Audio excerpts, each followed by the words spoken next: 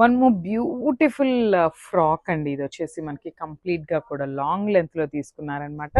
So ఒకసారి చూపిస్తున్నాను చూడండి ఎంత బాగుందో. కంప్లీట్ కూడా మనకి డ్యూయల్ షేడ్ని యూజ్ చేస్తూ తీసుకున్నారు. అండ్ ఇట్లాగా పైనంతా క్రీమీ కలర్తో తీసుకున్నారు. కింద వచ్చేసి ప్యారెట్ గ్రీన్ ఉంటుంది.